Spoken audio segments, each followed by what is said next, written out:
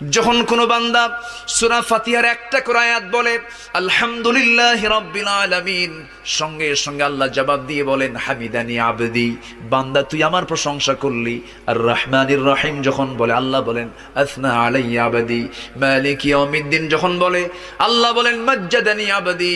এরপরে যখন বলে ইয়াকা না'বুদু ওয়া ইয়াকা নাস্তাঈন পর্যন্ত যখন বলে আল্লাহ বলেন বান্দারে তুই আমার কাছে কি চাস, প্রাণ খুলে চারে বান্দা।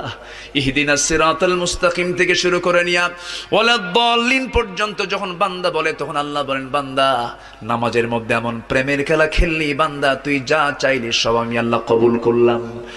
ওই বান্দা যখন রুকুতে যায় আল্লাহ তখন অস্থির হন।